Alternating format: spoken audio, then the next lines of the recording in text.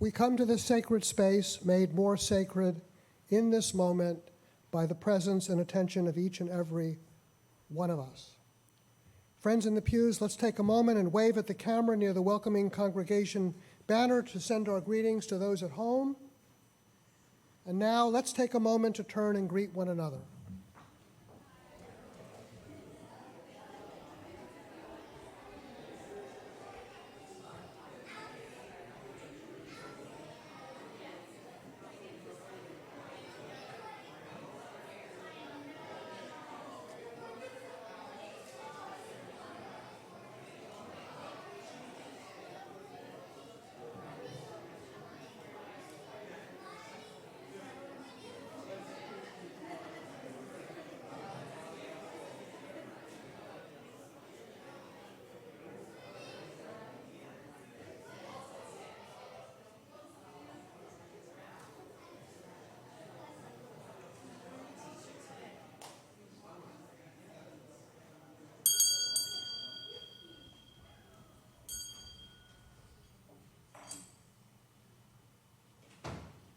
Welcome everyone to this morning's service of the Winchester Unitarian Society, a caring religious community devoted to spiritual growth, social transformation, and environmental responsibility.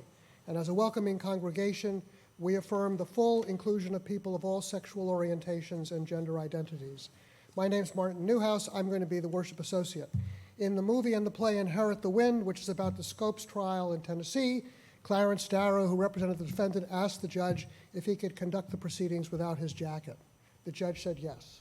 So I'm going to assume that you would all say the same. All right, and I may roll up my sleeves at some point.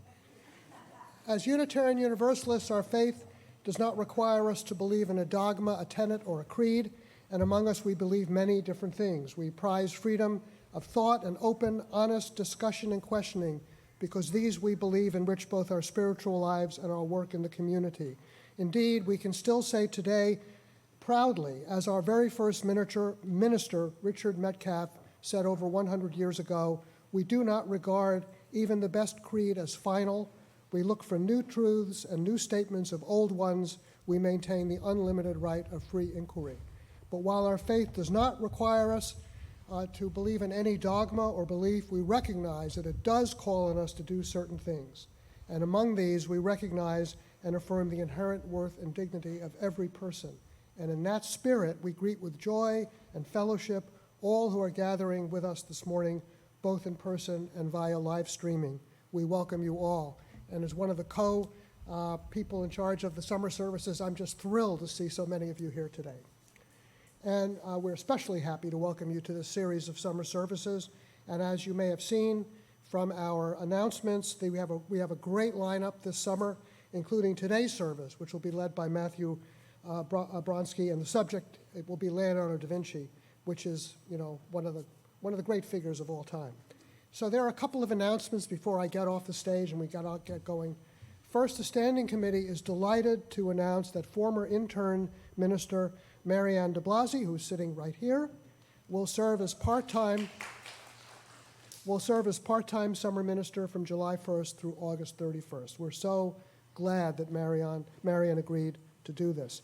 She will provide pastoral care and in collaboration with the Pastoral Care Associates and support the summer services. And Marianne writes, this is a press release, right? Marianne writes, the members and friends of the Winchester Unitarian Society are close to my heart, and I'm thrilled to be able to join you as your summer minister. Did I say that correctly? Okay, good. If you are someone you know in the congregation is in need of pastoral care in July or August, please contact the office at 781-729-0949 or by email at office@winchesteruu.org, and they will forward the information to either the Pastoral Care Associates or to Marianne. I'm also pleased to let you know that Marianne will be leading the Candles of Joy and Concern this morning. So for newer members and visitors who don't already know Marianne, this will be your chance to see Marianne in action, and we look forward to that part of the service. Finally, I'm happy to announce that with Sam Wilson's help and the cooperation of my fellow summer manager Liz Lintz and others, we are able to offer 3 religious education sessions over the summer. And these will be on the 3 Sundays, like today, when the summer choir is singing.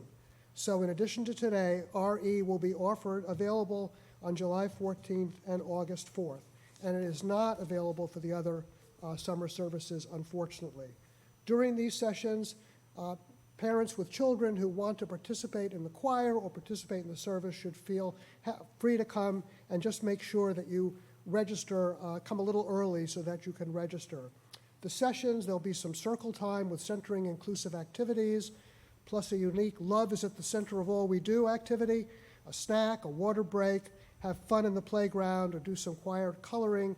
It's going to be just a terrific session. It'll be co-led by volunteer adult Winchester Unitarian Society member Deb Walsh, who we thank again for all her great work.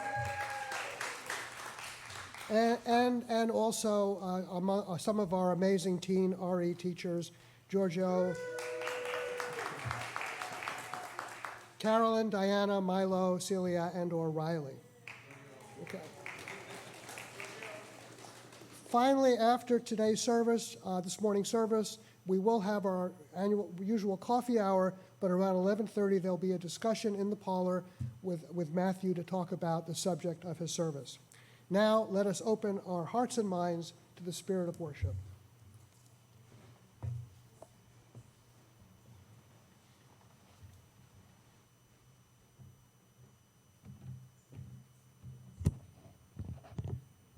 To be yourself in a world that is constantly trying to make you something else is the greatest accomplishment. Ralph Waldo Emerson. Naomi, would you like to?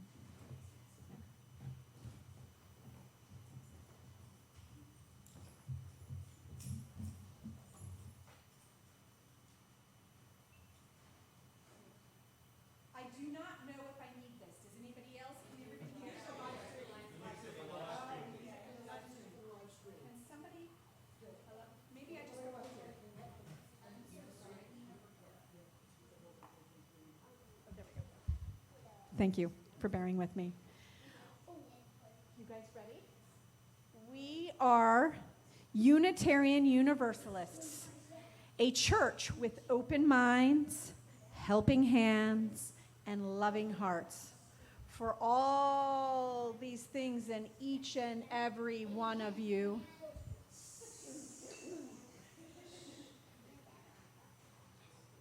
each and every one of you, our chalice is lit.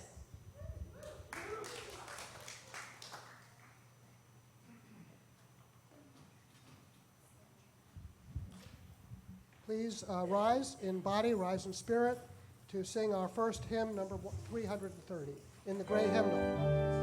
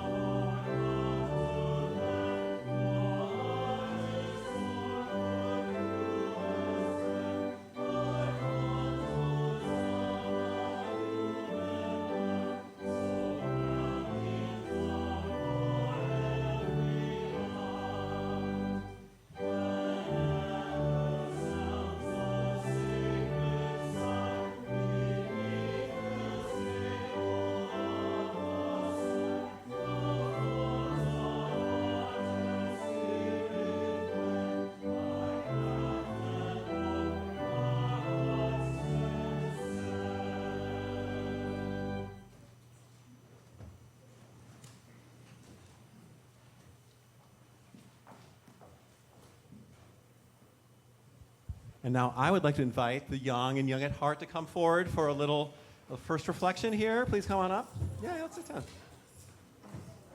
And I'm up here with my best friend Liz.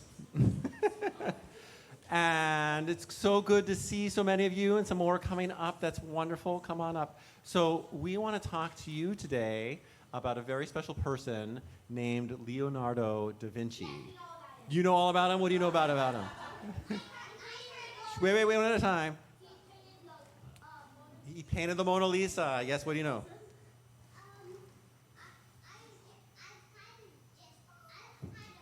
You've heard of him because he's famous. Awesome, cool. Well, we're here to learn. Does anybody else know anything about Leonardo da Vinci? Does anybody know where Leonardo da Vinci was from? In Italy, exactly. And does anybody know?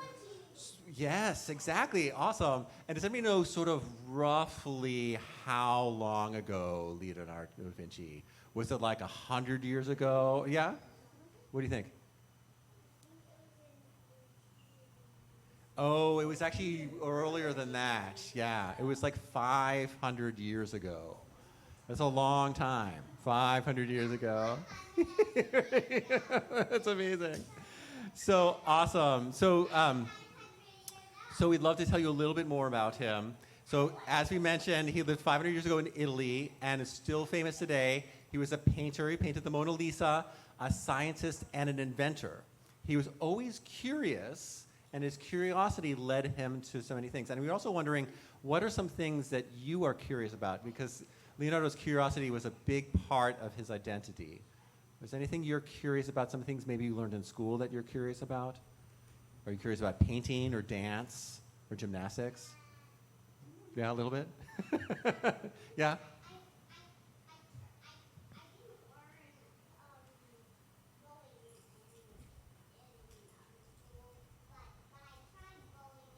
Bowling. Yes. You got a bunch of points. Oh, I don't know. You have to tell me. 90, that's amazing.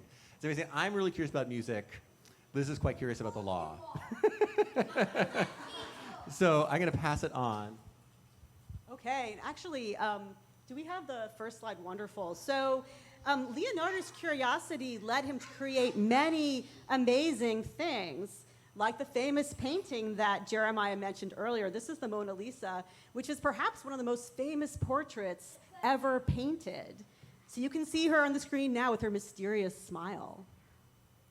Leonardo also painted The Last Supper, which is a beautiful picture that shows a special moment with Jesus and his friends. You can see that painting on the screen now. These works of art are still greatly admired all over the world today. But Leonardo didn't always fit in. His parents weren't married, and that was actually really, really difficult, especially 500 years ago, when things were a lot more strict.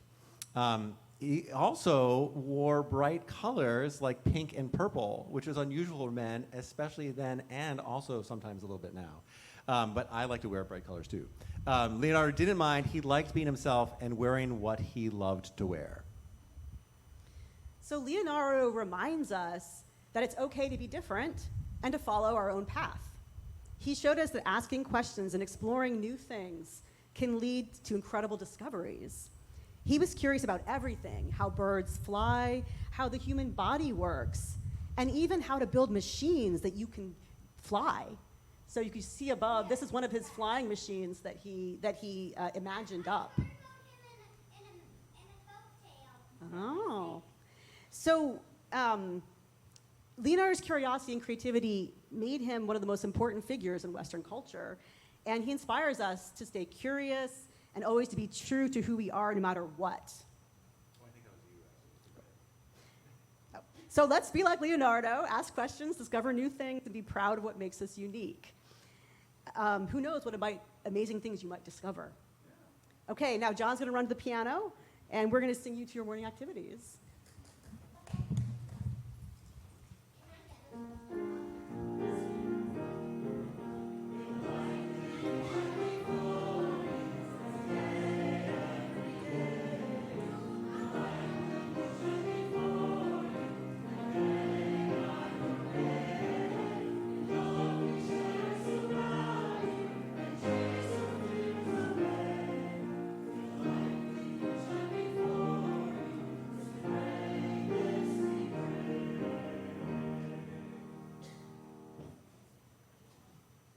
I woke up this damp day thinking of Venice, how lapping water smoothed into grace a garment of old stones put on tangled reflections.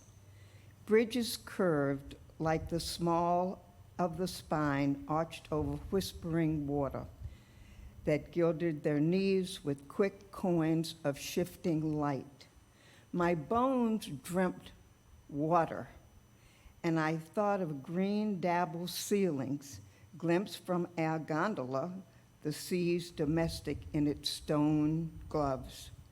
My first night in Venice, I went out and scouted through the colonnades for courtesans in mini skirts who'd meet my timid looks with smiles and nods.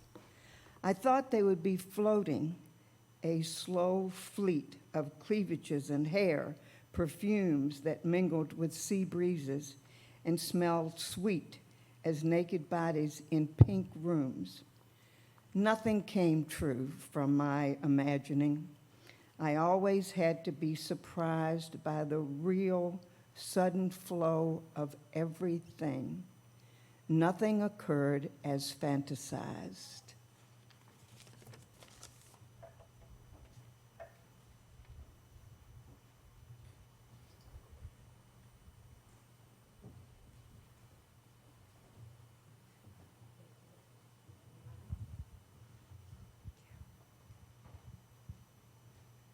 We now come to the time in our service when you are invited to come and share. Thank you. I always know, I tell people to keep the microphone like a ice cream cone. So thank you for reminding me. Now come to the part in our service when you are invited to come and share a joy or concern that is in your heart. In beloved community, when we share with each other, our joys are amplified and our sorrows are held. So if you would like to share a joy or sorrow and you prefer not to come forward, please raise your hand and Martin will bring the candles and a microphone to you. And when you do share, please begin by introducing yourself so we all get to know who you are. And finally, just as a reminder, this service is being live streamed and it will be recorded and put on our archive page, so just please keep that in mind when you are sharing. This time is now yours.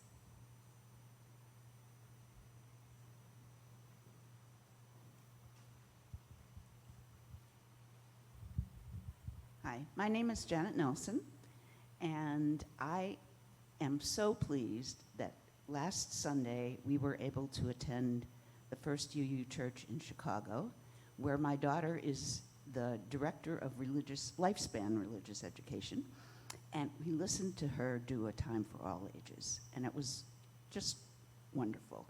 And everybody there loves her, which is great.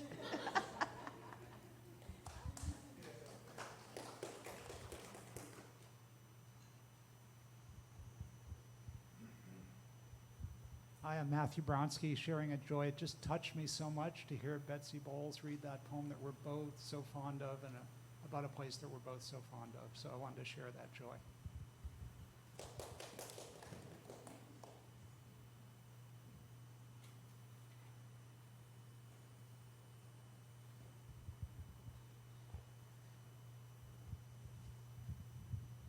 This is going to sound like reciprocity. I did this service last week, and it's not easy. Even though we know all these people, it's still nervous to be up here. And I'm not only thankful for Matthew, who I know has put a great deal of time and effort into this for you today, but we need to appreciate all the worship associates and all of the people that step forward to do this. And John and Liz and Matthew, it takes a labor of love to do this. So this is my candle of joy today. My candle of concern is for Ellen Lang. Ellen Lang and her husband, Marty Kennedy, who just passed away about a month ago, were members here for a long time. And whether you pray or meditate or wrap people in yellow blankets, whatever you do, I hope that you will do something for Ellen Lang. Thank you.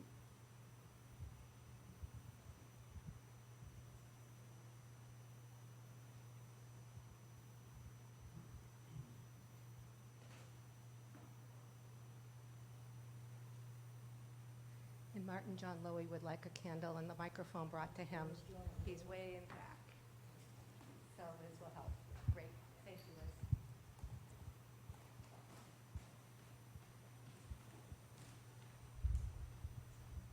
I actually have a real joy, and that is that I can see. I had my second cataract surgery on Thursday, and what's proving it is that I could read the words in the hymnal today, and the clarity of being able to have your vision after you haven't had it for a while is just spiritually enlightening.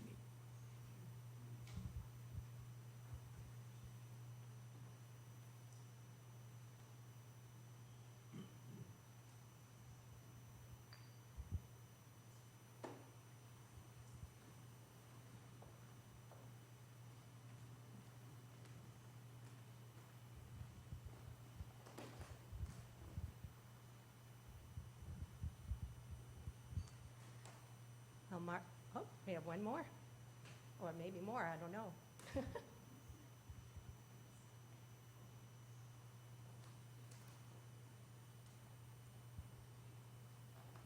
Hi, I'm Nancy Schrock, and I'm lighting a candle today for my brother David, who has both Parkinson's and diabetes, and whom I've been helping prepare his house for sale. I'd like to offer a candle for everyone who's going through difficult transitions.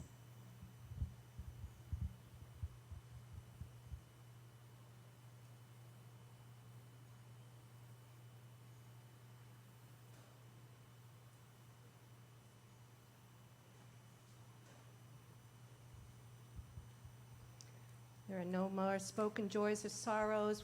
Martin will light a last candle for those joys and sorrows that remain in our hearts and are unspoken this morning.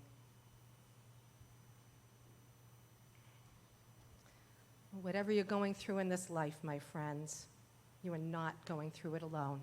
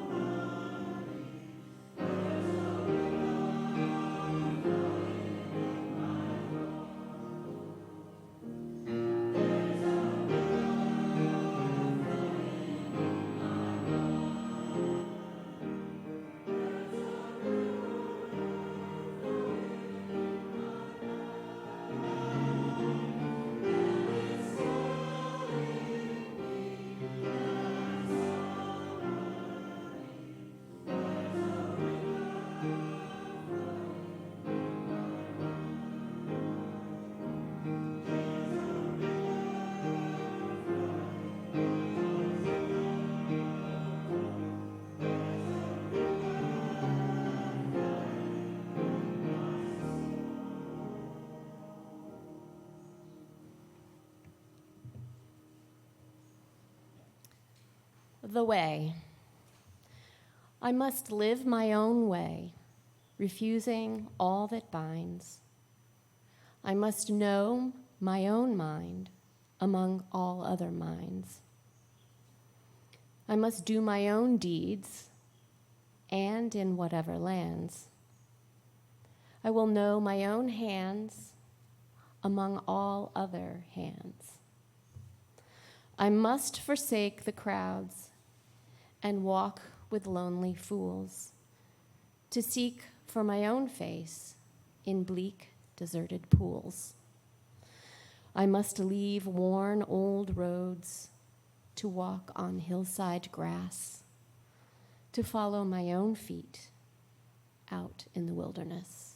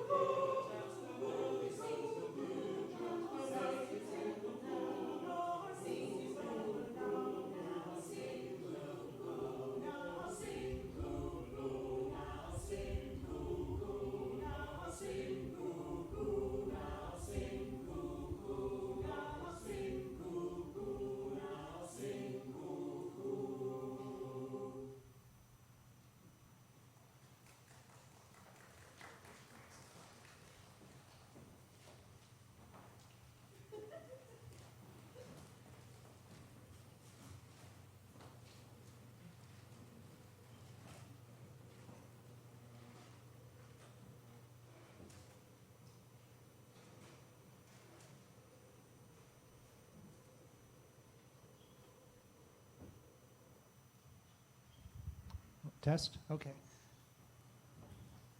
Thanks so much. So our reflection today, again, is on Leonardo da Vinci and the genius of being true to yourself. And a lot of what you'll hear today really comes out of my reading of Walter Isaacson's excellent, really excellent biography on Leonardo da Vinci. So if you're interested in that, I'd really encourage you to read it. So I wanted to give full credit to Isaacson for a lot of the ideas you'd hear today, but I also wanted to take full responsibility for where my ideas go beyond where he went. So he was born in a small village in the mid-1400s as the illegitimate child of an orphaned single mother. Thus, his meteoric rise to become the most well-known, most respected, and I would say most beloved person in the entire world at the time of his death was just utterly improbable. On top of that, as he grew to adulthood, his disbelief in some of the bedrock teachings of the church, his homosexuality, his flamboyance, and the charges he faced for sodomy, along with 3 others, could have easily ruined him, could have resulted in him being jailed, and could have resulted in him being put to death, which was the penalty for sodomy at the time. Thankfully, to all of world history and culture, he was not. So, and that made it even more improbable that he would rise to the stature he rose to, and that kings and nobles from all over the world would seek the honor of his company at their table by the time he was an adult and he was fully mature. So I make the case, and Isaacson makes the case, that it was not only Leonardo's renowned genius and talents, but also his unwavering trueness to himself, pursuing the things he wanted to pursue, marching to his own drummer, and steadfastly pursuing his own passions, even in opposition to social norms, that contributed to his greatest achievements. So, you know, he did so many things, and he's known for so many things. You see a few of them here: scientist, biologist, a medical researcher. His studies of anatomy were just incredible. Ophthalmologist, optics researcher, naturalist. Geologists are now calling him perhaps the first geologist, and they're amazed at the accuracy of the types of rocks depicted, even in the backgrounds of his paintings. Hydraulic engineer, cartographer, drew some of the most accurate maps of northern Italy that were seen not only at that time, but for hundreds of years later. Military engineer, a musician. John, I hope you'll be pleased to know that he played the lyre extremely well and sometimes showed up the professional musicians of the court in doing so. Theatrical, set designer, architect, sculptor. Oh, and by the way, he also painted. So he wrote what is considered by many to be the first resume ever. He was seeking a position in the court, which was basically how an artist got a job in Renaissance Italy in 1482, when he wrote a letter to Ludovico Sforza, who was the ruler of Milan. And he knew at the time he probably wasn't looking to hire more artists. They were at war with France. He needed military engineers. And so he wrote this long letter detailing all the military engineering things he was capable of designing: catapults and fortresses that couldn't be breached, and weapons of destruction that could breach anyone else's fortress, and all this, most of which he had never done, but he was confident that he could figure out a way to do this. And then after ticking off 10 different things he could do as a military engineer, his 11th and final point in the letter to Sforza was, oh, and by the way, I can also sculpt, and, oh, there's just one other thing, I also paint. So here we have the greatest painter history has ever known, being pretty modest about his own skills. So, having said that, you can understand the great lament of many art historians over time, which was, it's great that he did all that stuff. We're glad he advanced the state of the art of biology, anatomy, everything else. But you know what? We would have figured that out anyway. We would have figured that stuff out. If only he had focused more on painting. If only he had just done more paintings. That's totally irreplaceable. No one could ever create another Last Supper, another Mona Lisa. Think of all the other riches that we could have had if he had just focused his time on those things. And things like designing stage sets drive them absolutely crazy. You can imagine something that's that ephemeral, just occupying a lot of his time was absolutely, kind of teeth gnashing to art historians that he wasn't spending more time in doing all of those. And as a result, really, he left very few works of art behind. There are about 25 paintings that are really firmly attributed to Leonardo, and the world and many of his contemporaries left a couple hundred, 300 Renaissance painters. So you can kind of understand where that sentiment is coming from. So what Isaacson does, and I thought was really powerful and just a really innovative way of thinking about this, was he said, you know what, but all those other things he did, they were really important and really integral because those fed into all these great works of art.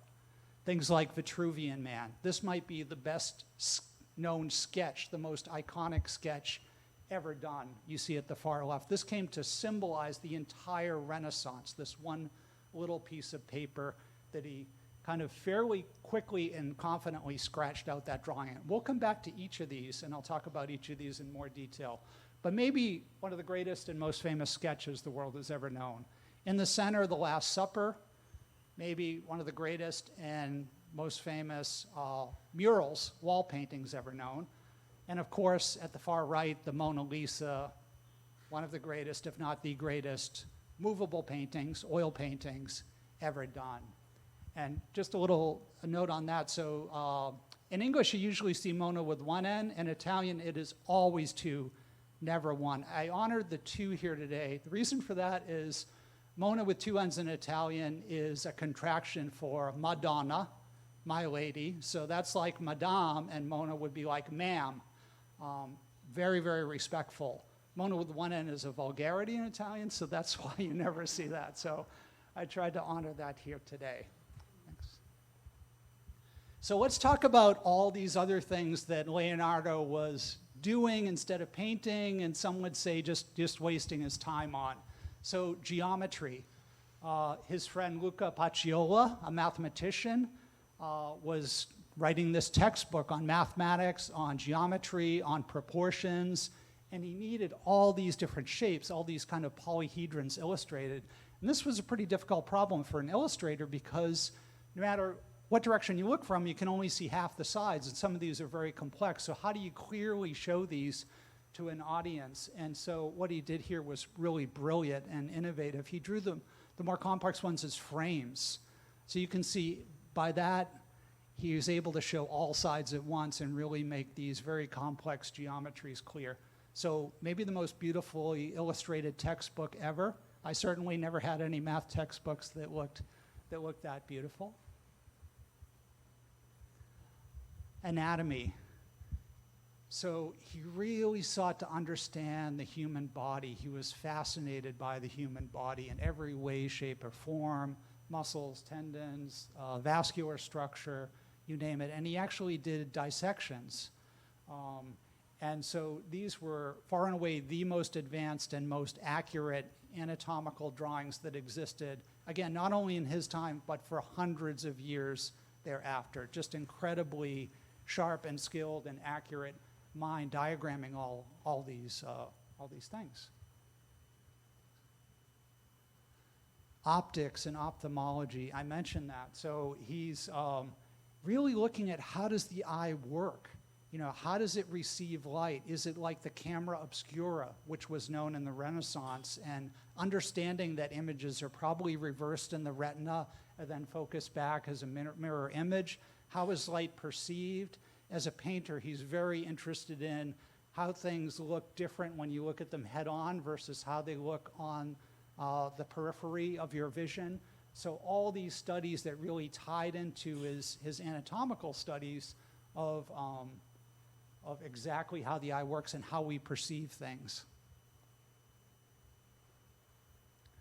And spirals and hydraulics. So this is kind of an odd pairing. So not just kind of the scientific aspect of hydraulics, which he was really interested in. He would spend hours and hours studying how water swirls, how it eddies, how it forms those little whirlpools as water dumps into a larger body, or even as it kind of moves quickly around a bridge pier. So sitting there for hours staring at the water, you can imagine that drives art historians crazy as well.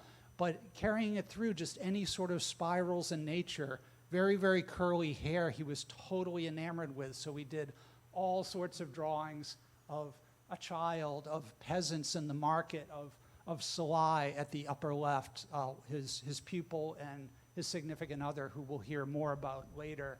And really that came through into some of his inventions.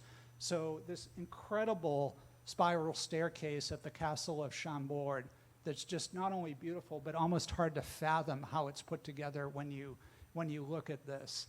And up at the upper left, mechanisms as well that use the spiral, both for gears, and that's actually a spring that's drawn there. So you can see that those things are germinating, ruminating in his mind, and they're coming out as creative output on the other end. Spettacolo is what they call theater in Italy, and it's interesting because it is the exact same word as spectacle. So don't think of a very quiet, sedate play. Don't think of Death of the Salesman. Think of like a spectacle that's somewhere between play and circus, where things come out and happen, the unexpected, smoke, special effects, people kind of flying in on ropes and being raised all around. So the whole idea was to really amaze and fascinate and do things that people weren't expecting, and they couldn't figure out how you did that. So a lot of the really interesting mechanisms that are in his notebooks, the so-called codices, are actually apparatus and things that he designed for these theatrical performances. And they became, in a way, kind of these prototypes where he was able to work out ideas and get these things to work on a relatively small scale with kind of a smaller risk of failure, rather than leaping into kind of a bigger project right out of the gate. And you see here on the left kind of the sketches of stage sets, figuring out perspectives and always tying that into his understanding of the eyes and of how you perceive things. One-point perspective was basically discovered in the Renaissance and really revolutionized painting in the Renaissance. So constructing perspectives as architects and artists did, as you see here at the left, and then how that translates into a plan, where he wants to set things in space, where the viewers are, all being worked out in these notebooks, which, of course, he's very famous for. Next. Okay. Oh, sorry. And so I think throughout all of this, you see this, what really struck me is Leonardo just always being himself, being true to himself, being his own person, doing what he wanted to do, doing what he was passionate about.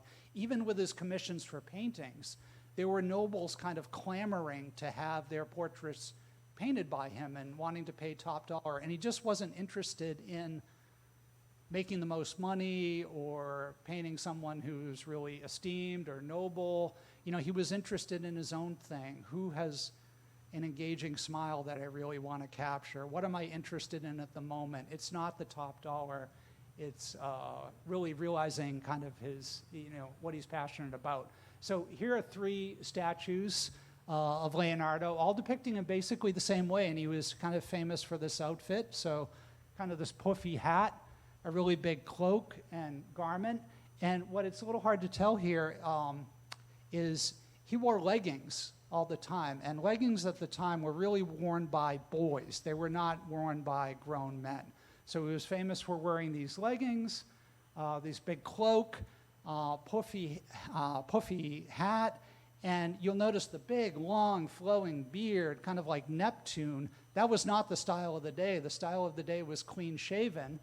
And also the long, flowing hair, the style of the day was closely cropped. So this is a very flamboyant outfit that's pretty out there at the time in Renaissance Italy, Florence and surrounds.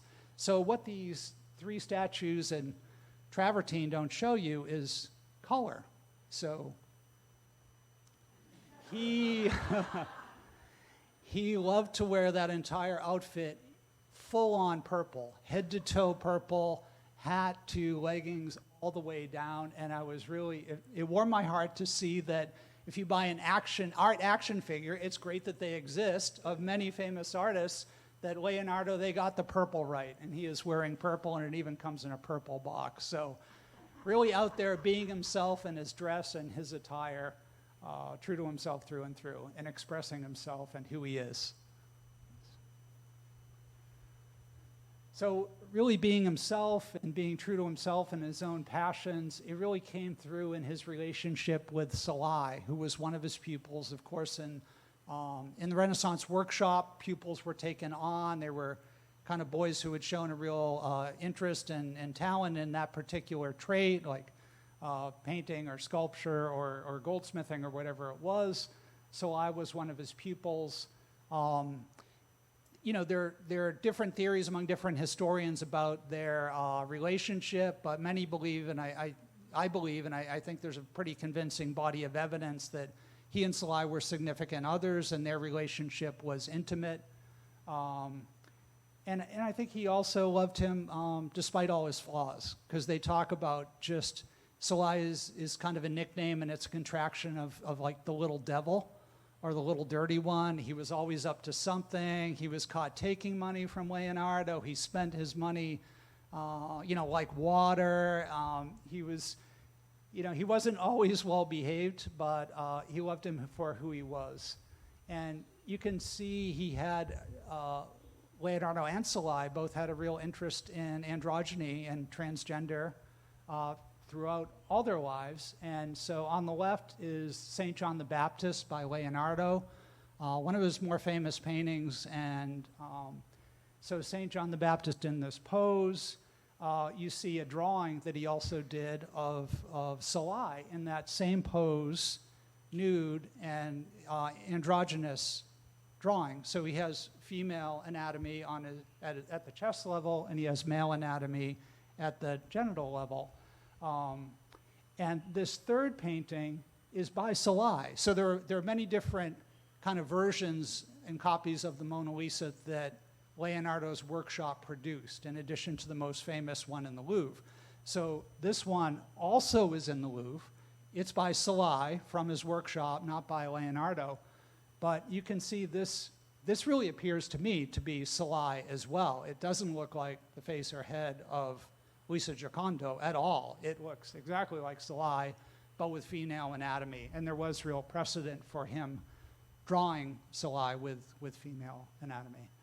And again, kind of the fascination with the curls and being enamored with the curls and spirals. So what I want to do now was come back to the beginning and kind of reconsider that lament, the art historian's lament, and try to touch upon this from the perspective of each of these three iconic works that I picked out to talk about today. He really could not have done any of these to the extent that he did to achieve that masterpiece level of greatness without doing all those other things. So doing all those other things that he was passionate about, that he really wanted to do, weren't wasting time. They all fed into these. They all made these possible. So we'll take them one by one, in order from left to right, which was really in the order they were produced. So Vitruvian Man. And this is kind of an interesting story, and I think the architect in the audience will appreciate this. So in the Renaissance, it was a great period of rediscovery, a great period of humanism, and the only surviving architectural treatise from classical antiquity, Greek or Roman, De Architectura by Vitruvius, often called the 10 Books of Architecture by Vitruvius, was written around 25 BCE.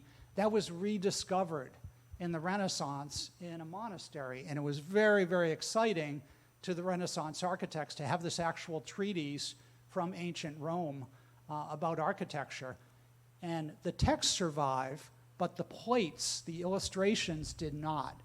And they knew they were missing because they were mentioned in the text, but they weren't there. So there is this one passage in Vitruvius where he talks about the human body has these ideal divine proportions, and all the parts are proportional to the whole. And he kind of goes on to talk about how many fingers make the width of a palm, and how many widths of a palm make a foot, and how many feet make the height, and how that relates to the height of the face. And so kind of working out all the proportions for the human body. And then he goes on to say, just as the human body is divinely proportioned and all the parts relate to the whole, so should architecture be, so should a church be.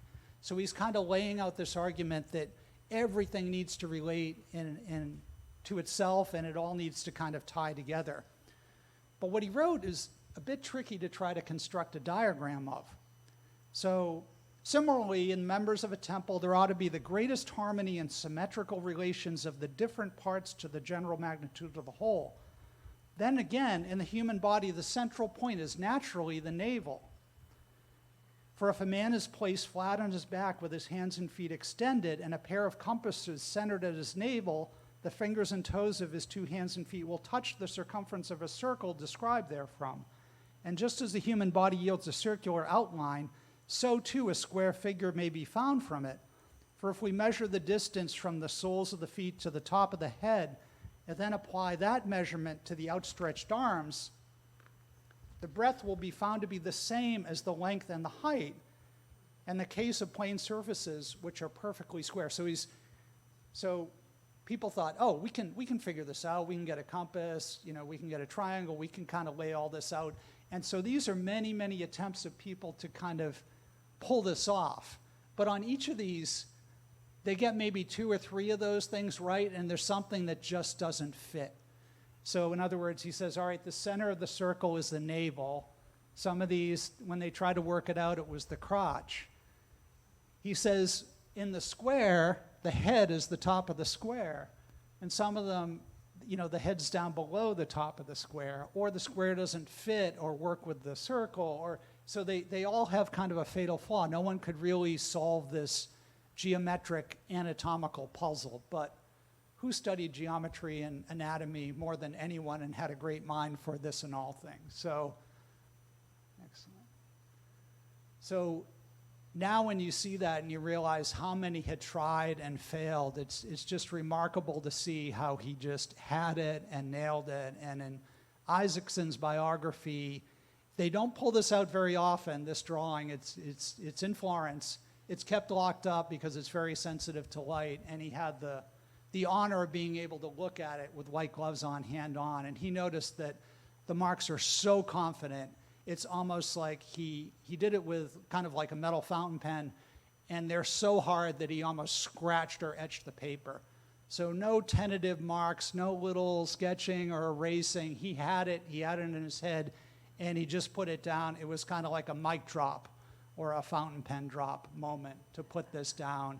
And if you travel abroad in Europe and get some euros in your pocket, look at the back of the ones from Italy, because this is one of the things you will see on the back of a euro. It, again, has become symbolic of the entire Renaissance and this whole notion that divination isn't just up there in the heavens, it's here on earth. We as humans have divine proportions. There's something inherently good and noble about us as well. So it really represents that type of humanism. How about the Last Supper? So some real challenges here.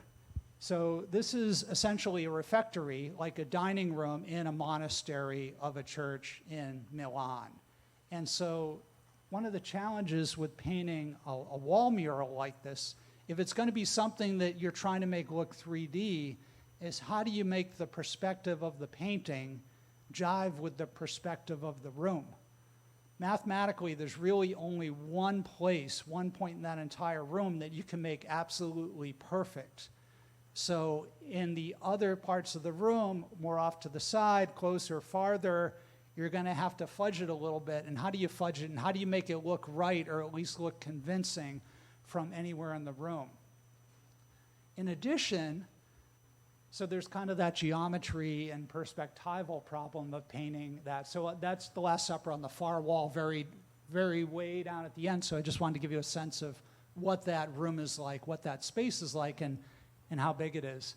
So a couple other Last Suppers done by very good artists in the Renaissance, skillfully painted, but you can see kind of the lack of life of each of these. They're very static. You can't really read the story. It's just 12 people sitting around, spaced out, far from each other. You're not really getting the emotion, the passion, the drama of what's going on. And the artist has to just give it away for you. Okay, I'll have Judas put his head down so you know who Judas is, right? Because these other 11 just all look bored out of their mind. Like, this is the most boring dinner party ever. So what does Leonardo do? Well, he draws from, of course, all his knowledge and skill constructing those theatrical sets, figuring out those perspectives, how he wants this illusion to look, how to take a two-dimensional surface and make it look really rich and 3D and deep, and even how to manipulate the vanishing point and the horizon line and all those things to work within this space, work with the viewer, work with the windows and the architecture. And then the composition. He was a very, very gregarious person. He loved to host. They said people were always welcomed at his table, whether rich or poor. You know, he liked to host people and have a great time, and he was a coveted dinner guest because he was so gregarious and telling stories and laughing and just enjoying life. He understood if you've got 12 people just spread out evenly, that's a really boring dinner party, and no one at one end of the table can talk to someone at the other end of the table, right? You tend to group up in twos or threes or fours with the people near you. So here, the way he arranged this composition, as you can see at upper left, also brought in that element of the spiritual and the Trinity in the Catholic teachings. So he grouped all 12 of the apostles in groups of 3. So 4 groups of 3. Of course, he made Jesus the central focus. And even when you look at the way he's drawn him and painted him and his robe, it's almost a perfect triangle symbolizing the Trinity. And at the upper right, often, you know, the apostles who became saints would be painted with halos, and often Jesus would have rays of light radiating out from his head. You know, those kind of conventions of telling people who's who, like Leonardo didn't need that, right? So no halos, no rays of light, but he also used the perspective and all the lines of the perspective that you see highlighting there to just focus the eye right on Jesus and almost create those rays with the elements in the ceiling and in the architecture. So just very, very skillfully done.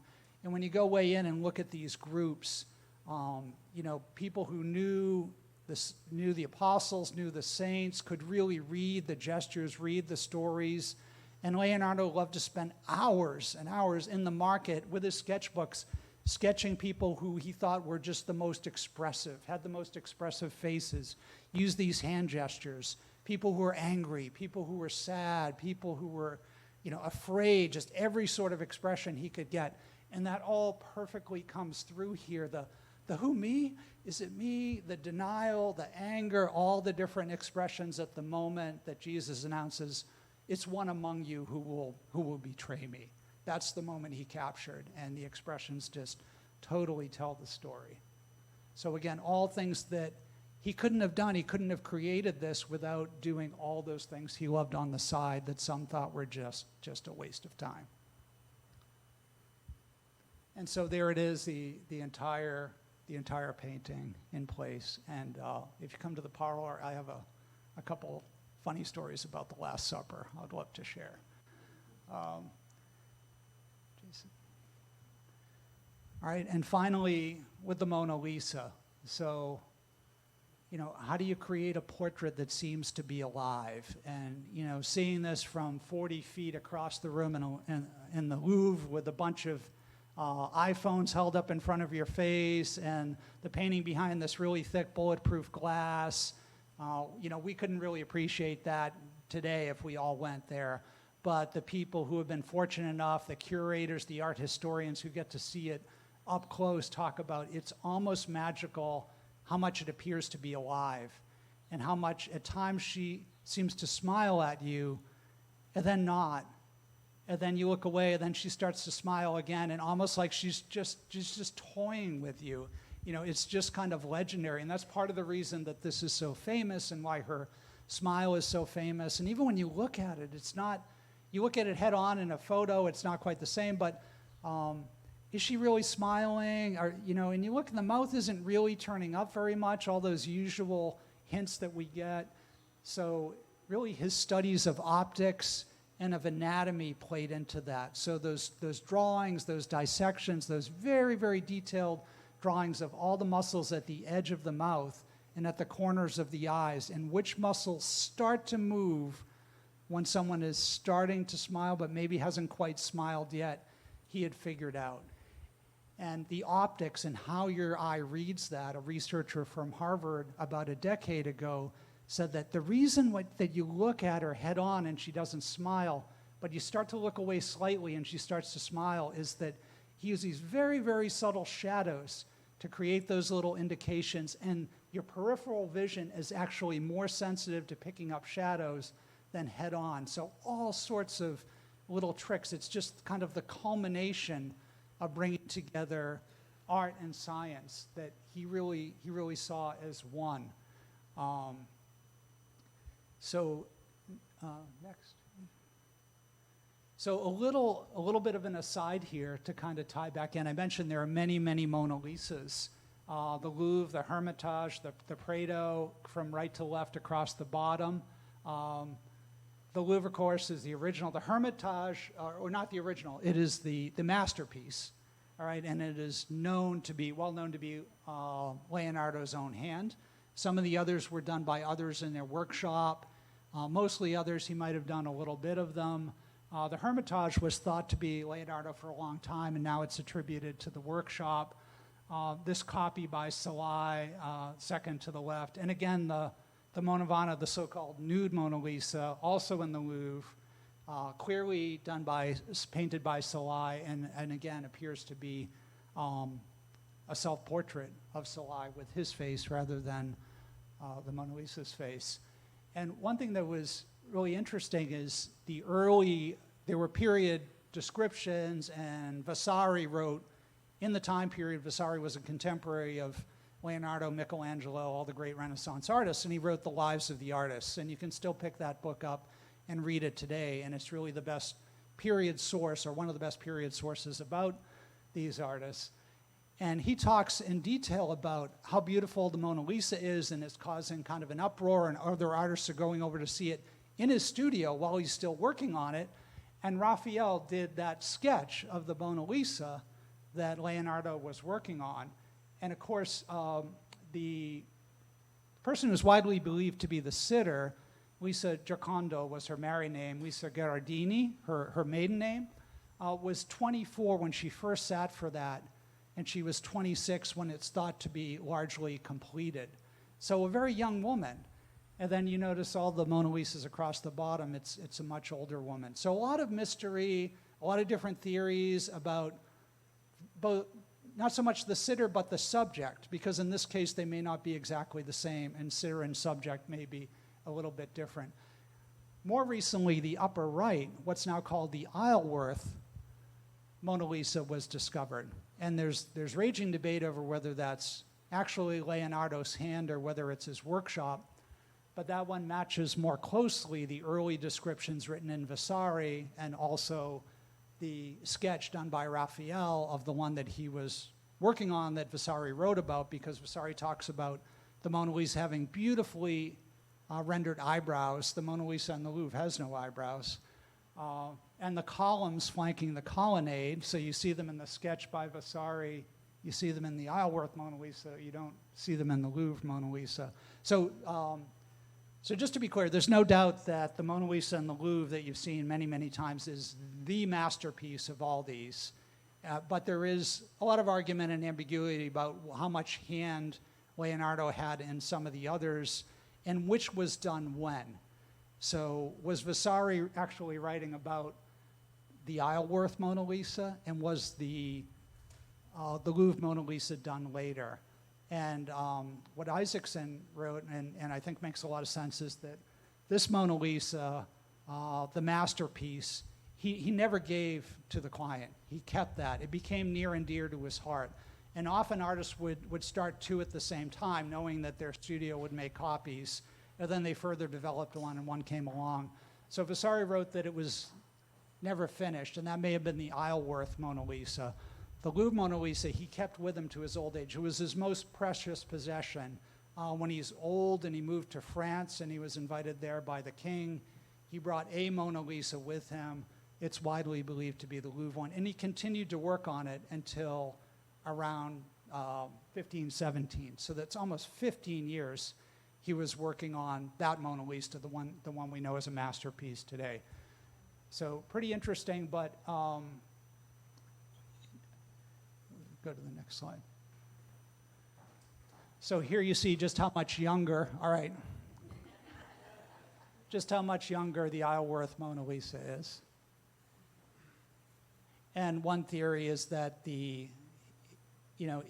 his and Salai's tendency to kind of paint each other or to paint themselves into paintings may have inflected his work on the Mona Lisa in the Louvre in later years.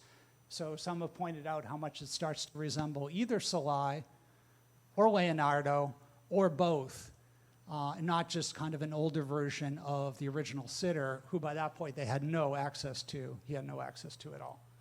Okay.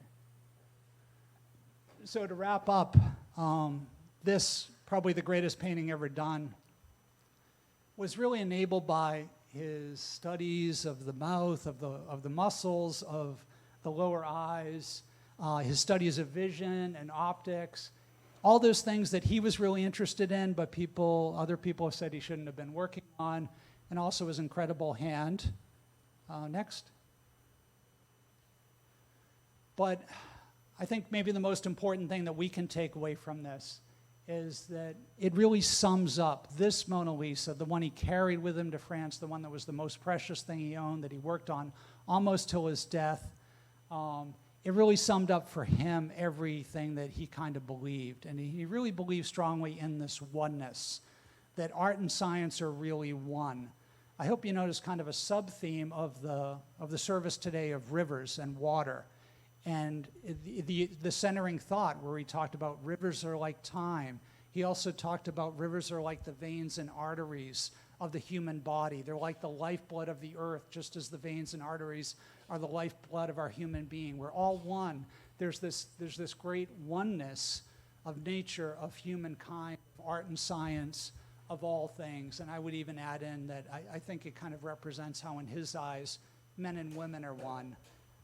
We're all humankind, and the distinctions aren't as sharp as many people think. Thank you.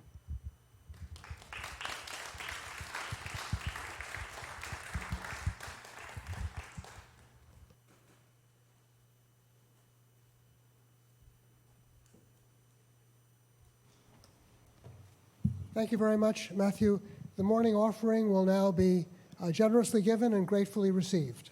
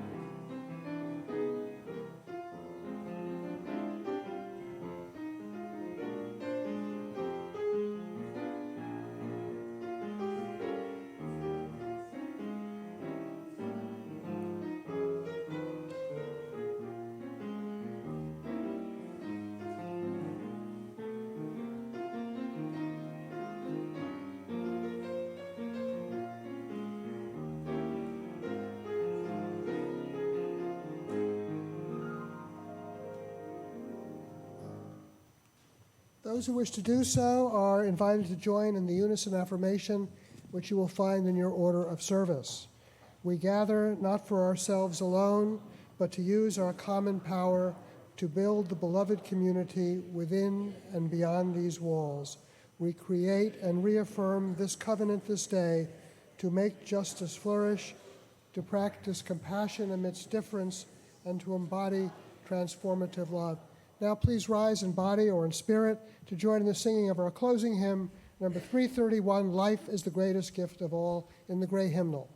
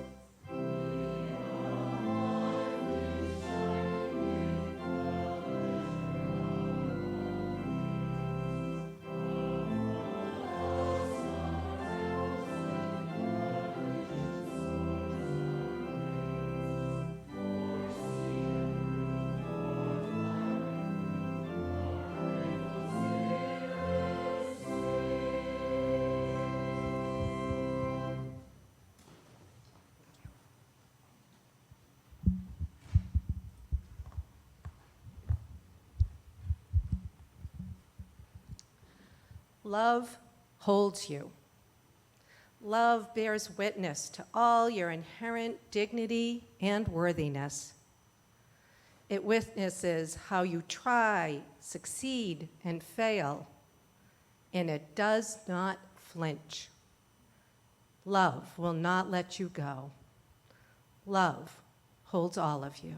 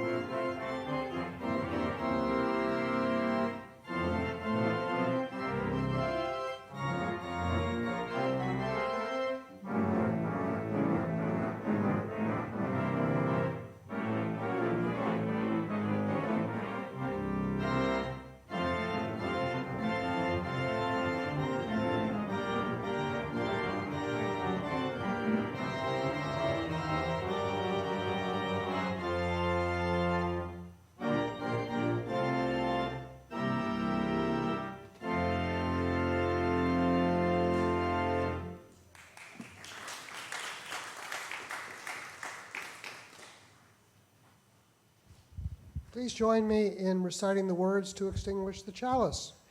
We extinguish this flame, but not the light of truth, the warmth of community, or the fire of commitment. These we carry in our hearts until we are together again. Our service is ended, but our life of service continues. We will have some refreshments in the room, the Sims room behind the sanctuary, and then please join us, and I think maybe since it's about 11:20, maybe in a half an hour, for a discussion in the parlor with Matthew about his really excellent and very thought-provoking sermon, or reflection, I guess we call it. Okay.